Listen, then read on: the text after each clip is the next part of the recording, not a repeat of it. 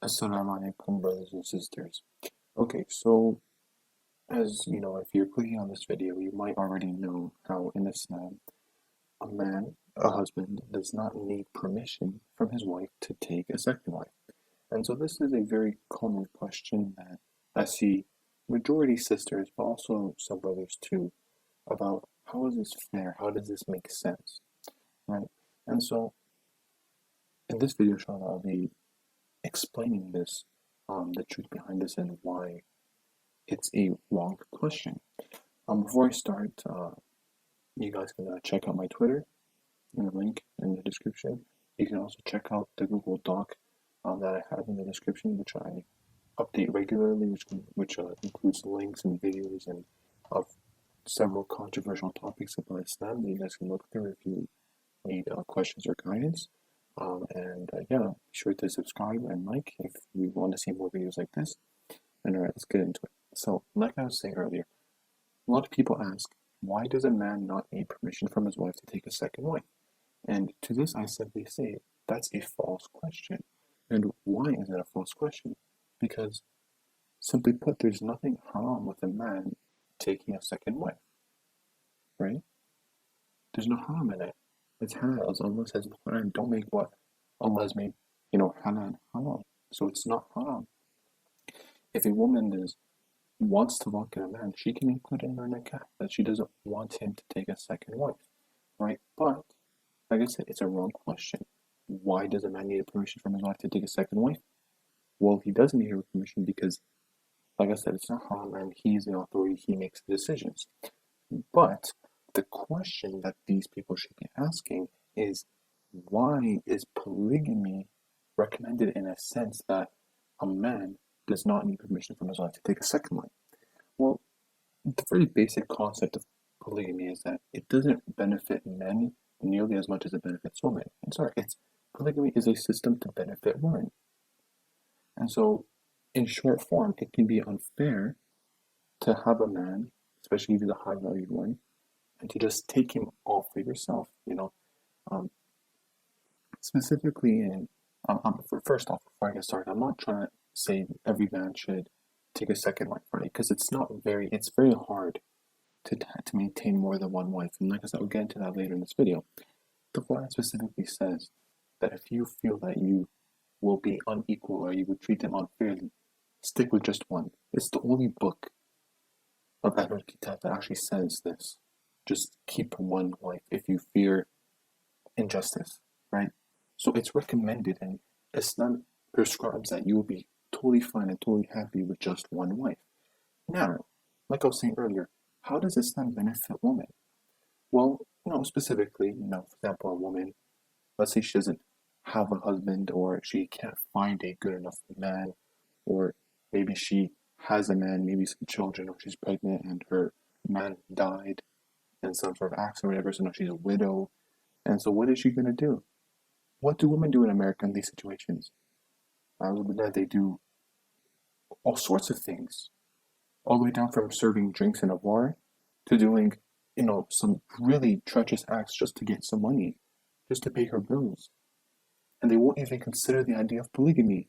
They'd rather be a prostitute than be a second wife. What is this? You're so mad at men taking a second wife, but then you see those women working on the streets just to make a living. Think about it, right? And so, if a woman, she's, like I said, she's in a really bad situation, she needs a man to provide for her, that's why a man can help out and take a second wife. Obviously, there might be like a slight benefit, like a sexual benefit and whatnot, but it really benefits the second wife more than himself. And, I think what Muslim women need to do is that as a wife, you need to realize that there are specific, marriage is not entirely about love. And let me just clarify this before you guys get all mad. Love is something that develops. It's that type of love develops when, every morning you wake up and you see this person and you get used to their presence to the point where you would much rather them be there than not be there. That's really how love kind of develops, right? And so But specifically, a man to his wife, uh, specifically, a man has duties to his wives. And so if he's fulfilling those rights, you know, you should be happy enough.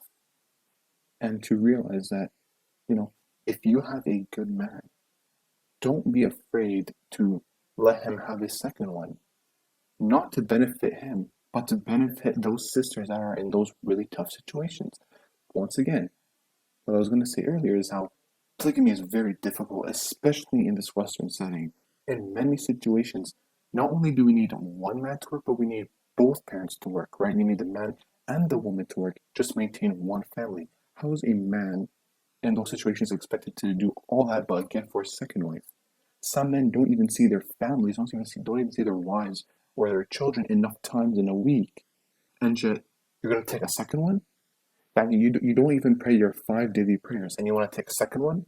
So it's a very strict, sort of protocol for a man to be taking more than one wife. And it's very hard to fulfill, especially, like I said, during our current times. It's very, very, very difficult. All the added headache and the extra effort that it requires to maintain a second wife, because a man has a lot of duties towards his wife, right? So does a woman to her husband. A man has to provide a lot for his wives. And so to take a second one, that is very difficult to do. Unless, alhamdulillah, you have the health and the wealth and the ability and the time to do it. Allah recommends that you do it if you can do it fairly, which a lot of men, can admit that it would be very difficult to do it, to maintain this fairly. But once again, let me just say this. Just something to, I already said this earlier, but just to get you guys thinking. Would you rather have a woman work on the streets as a prostitute, or being married to your husband? Just something to think about.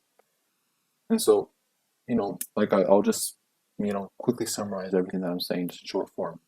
Polygamy is a, complicated topic, and polygamy is only recommended for those who genuinely have the ability to do it and maintain equality and justice, which is very difficult to do.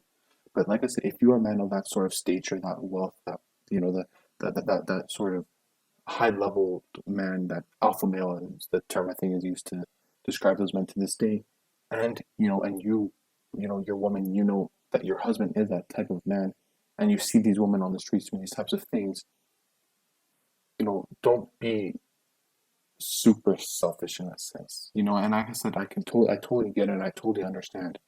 But if he's fair and he's able to still provide you with a lot, and to provide you with that sort of love and compassion and stuff like that, while maintaining a second one, which is not easy, but he's still able to do it, then, maybe it is something that you could consider to get those women out of those bad situations. Because the fact is, there's not a lot of good men out there.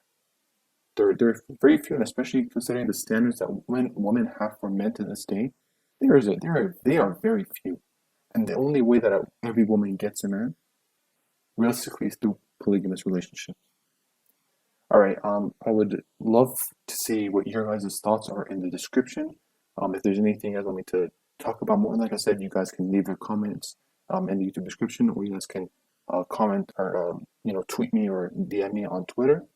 And yeah, like I said, I'm really interested to see what you guys think. All right. Assalamu alaikum wa rahmatullahi wa barakatuh. Have a good day, guys.